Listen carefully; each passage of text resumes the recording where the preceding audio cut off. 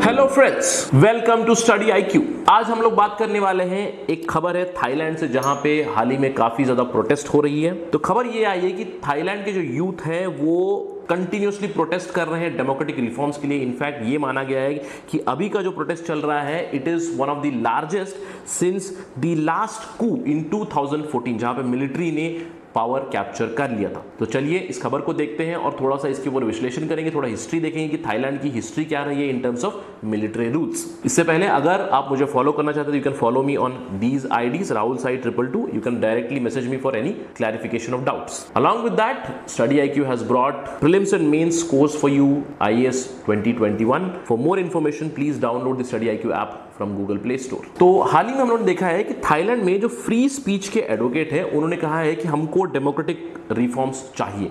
तो अभी इस प्रोटेस्ट में हम देख सकते हैं कि काफी सारे एकेडमिशियंस हैं, सेलिब्रिटीज हैं, काफी सारे सोसाइटी के इंटेलेक्चुअल्स हैं। तो बहुत सारे लोग जुड़ चुके हैं यूथ के साथ। वो कह रहे हैं कि हमारे देश में हमें डेमोक्रेटिक रिफॉर्म्स चाहिए। और उन्होंने ये पहली बार भी है 1932 के बाद जहां पे ना सिर्फ उन्होंने अथॉरिटीज के खिलाफ आवाज उठाई है, उन्होंने रॉयल फैमिली के खिलाफ भी आवाज उठाई है।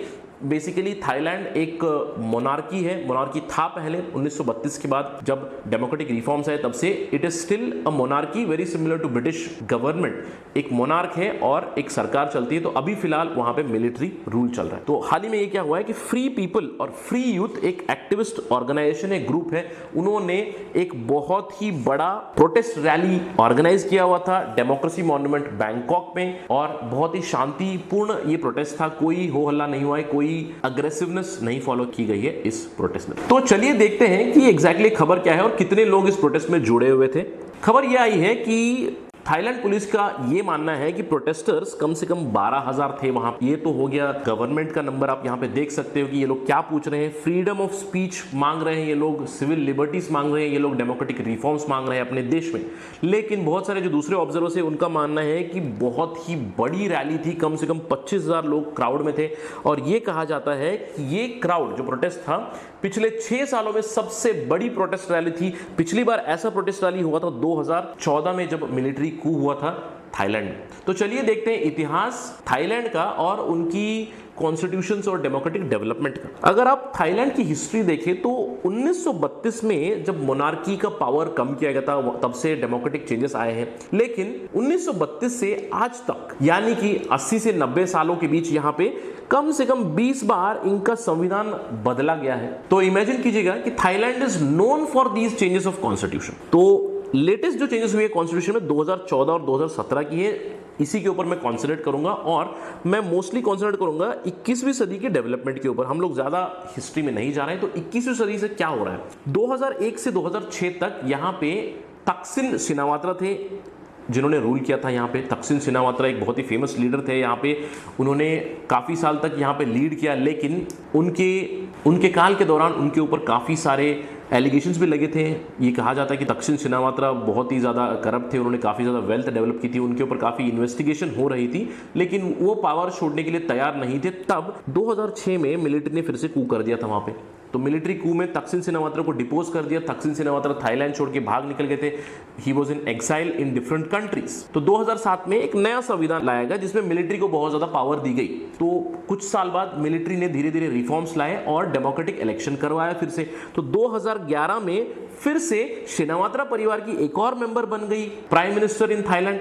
वो थी यिंगलक सिनावात्रा जो तकसिन सिनावात्रा की सिस्टर थी। और उन्होंने जैसे ही उन्होंने प्राइम मिनिस्टरशिप की तो उन्होंने काफ़ी सारी चेंजेस लाई कॉन्स्टिट्यूशन में भी। ये कहा जा रहा था कि वो कहीं ना कहीं अपने भाई तकसिन सिनावात्रा को देश में वापस लाना चाहती है। और इनके ऊपर भी काफ़ी सारे एलिगेशंस लगाए गए करप्शन के। तो तभी फिर से मिलिट्री ने कू किया 2014 में और यिंगलक सिनावात्रा को डिपोज कर दिया। यिंगलक सिनावात्रा के खिलाफ काफ़ी सारे चार्जेस लगाए, मिलिट्री कोर्ट में एक ट्रायल चला और ये भी एक्साइल में चली गई, देश छोड़कर ये भाग गई है। तो अभी 2014 से लेके कंटिन्यूअसली मिलिट्री रूल चल रहा है। तो चलिए पहले देखते हैं कि 2014 में क्या किया इस मिलिट्री रूल ने। 2014 में मिलिट्री के जो हेड थे प्रयुत चानोचा कमांडर ऑफ चीफ थे रॉयल थाई आर्मी की। तो उन्होंने कंप्लीट पावर कैप्चर कर लिया और एक नया संविधान बनाया। उन्होंने पूरे थाईलैंड में मार्शल लॉ किया और नाइट टाइम कर्फ्यू लाया। उन्होंने जो सरकार थी वहां पे यिंगलक सिनावात्रा की उसको डिसॉल्व कर दिया और सारी पावर्स एनसीपीओ को दे दी। NCPO is a National Council for Peace and Order, और उन्होंने कहा कि इसका हेड मैं हूं और I will be running the country. तो तब से यहां पे कोई इलेक्शन नहीं हुआ है, मिलिट्री ही रूल कर रही है। यस, मोनार्क भी है वहां पे, लेकिन complete power is in the hands of Prayut Chan-o-cha. तो लोग डिमांड किए जा रहे हैं कि हमको डेमोक्रेटिक रिफॉर्म्स चाहिए। तो फाइनली 2016 में जो एनसीपीओ था, national Council for Peace and order, जिसके हेड है प्रयुत चान-ओ-चा, उन्होंने कहा कि हम एक रेफरेंडम लाएंगे एक नए संविधान लाने के लिए। लेकिन इसके साथ भी काफी सारे राइडर्स थे, काफी सारी कंडीशंस थी। यहां पे आर्मी ने कहा कि कोई डिबेट परमिट नहीं किया जाएगा। उन्होंने ये कहा कि हम अपना खुद का इंफॉर्मेशन कैंपेन चलाएंगे, और खुद के ही बेसिस पे उन्होंने एक संविधान बना दिया। इवेंचुअली उन्होंने क्या किया कि लोगों को कर्व कर दिया, लोगों की सिविल लिबर्टीज कर्व कर दी। उन्होंने कहा कि कोई भी अगर फालतू की इंफॉर्मेशन प्रोपेगेट करेगा, अगर वायलेंट, अग्रेसिव, डिस्टॉर्टेड इंफॉर्मेशन अगर स्प्रेड करेगा मिलिट्री के बारे में, संविधान के बारे में, तो उनको 10 साल की जेल होगी और 2 लाख बाहत जो वहाँ की करेंसी है उनके ऊपर फाइन लगेगा। तो आप देख सकते हो यहाँ पे काफ़ी सारी सिविल लिबर्टीज कर्व की गई है। लेकिन अगले ही साल आर्मी ने, दैट इज दी एनसीपीओ ने, खुद ही कॉन्स्टिट्यूशनल रेफरेंडम को बता दिया कि पास हो गया है। उन्होंने कहा कि कॉन्स्टिट्यूशनल रेफरेंडम में 61% लोगों ने ये कहा है, सिर्फ 51% लोगों की जरूरत होती है। उन्होंने कहा 61% लोगों ने ये कहा है कि हमें ये संविधान चाहिए। लेकिन अगर आप देखा जाए कि कितने लोगों ने वोट किया था, सिर्फ 60% लोगों ने वोट किया था उसमें, और उसमें भी उन्होंने कहा कि out of that 60, the proportion of 60% has said yes, तो हम नया संविधान ला रहे हैं। नए संविधान के तहत उन्होंने ये कहा कि हमारा जो पार्लियामेंट रहेगा वो बाई कैमरल रहेगा, 2 हाउस रहेंगी, 250 मेंबर का एक सेनेट रहेगा और 500 मेंबर का हाउस ऑफ रिप्रेजेंटेटिव रहेगा, मिक्स्ड इलेक्शन होगा, एटसेट्रा एटसेट्रा। लेकिन इसके साथ ही साथ उन्होंने एनसीपीओ को काफी power the, national Council for Peace and order को। उन्होंने कहा कि हम खुद चूज करेंगे वो सेनेटर्स, वो नुमाइंदे, वो रिप्रेजेंटेटिव्स जो हमें हमारी आर्मी को हैंडल करेंगे। बेसिकली उन्होंने ये कहा कि हम खुद उन सेनेटर्स को चूज करेंगे जो स्पेसिफिकली आर्मी से जो 6 रिजर्व सीट्स है पार्लियामेंट में, उनको चूज करने के लिए हम खुद ही लोगों को चूज करेंगे। तो इसका मतलब अभी भी काफी पावर है आर्मी के पास 2017 के बाद भी। तो तब से ही लेकर धीरे धीरे प्रोटेस्ट बढ़ रहा है, स्पेशली यूथ क्वेश्चन कर रहे हैं कंटिन्यूसली आर्मी को कि हमें डेमोक्रेटिक रिफॉर्म्स चाहिए। तो अभी रिसेंट टाइम्स में जो फ्री पीपल या फ्री यूथ, जो मैंने आपको बताया, कम से कम 25,000 लोग बैंकॉक में जमा हुए थे। पीसफुल प्रोटेस्ट था, I am repeating it, peaceful protest था। और उन्होंने कहा है कि हमारी कुछ मेन मांगे हैं। हमारी मांगे ये हैं कि सबसे पहले तो आर्मी का हरासमेंट, ऑफिशियल हरासमेंट बंद कर दिया जाए, सिविल राइट्स हमको दी जाए, और संविधान को दोबारा लिखना चाहिए। संविधान को जब लिखेंगे तो सब लोगों से इनपुट लेनी चाहिए, ये एक इंक्लूसिव संविधान बनना चाहिए। और जो अभी का जो पार्लियामेंट है, जो आप एनसीपीओ कहते हो, उसको डिसॉल्व कर दिया जाए और डेमोक्रेटिक रिफॉर्म्स लिया जाए। कोई दिक्कत नहीं कि मोनार्की के अंडर ही हो, लेकिन हमें एक नया संविधान चाहिए, पीपल अप्रूव्ड कॉन्स्टिट्यूशन। तो ये उनकी डिमांड है।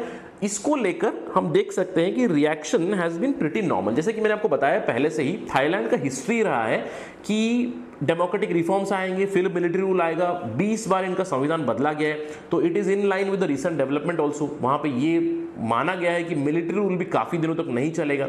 ये मुझे लगता है कि कहीं ना कहीं आर्मी को अभी ऐसा लग रहा है कि बहुत दिनों तक कंटिन्यू नहीं कर पाएंगे। इसके तहत प्रयुत चान-ओ-चा ने क्या किया है कि कोविड-19 जो महामारी चल रही है उसमें पहले तो उन्होंने प्रश्न चिन्ह उठाया कि लोग अभी क्यों प्रोटेस्ट कर रहे हैं। मार्च से लेकर वो ऑलरेडी इमरजेंसी पावर्स के साथ वो लोग रूल कर रहे हैं, लेकिन जो प्रोटेस्ट अभी हुआ उसके लिए प्रयुत चान-ओ-चा ने ये कहा है कि हम अग्रेसिव नहीं होंगे लोगों के साथ, लोगों को अपनी बात हमें बताने का अधिकार है। तो उन्होंने ये कहा है कि let the young people lead the way and provide the moral leadership to show us all how to take the hard path of collaboration, especially when the entire nation is going through the hardship। मतलब उन्होंने ये कहा है कि Covid महामारी में जो अभी यूथ प्रोटेस्ट कर रहे हैं तो उनको करने दीजिएगा, ताकि वो टेबल पे आए, हम लोग बातचीत करें, क्योंकि अभी पूरे देश का हार्ड टाइम चल रहा है। तो हम लोग बातचीत से ये मसला रिजॉल्व करेंगे।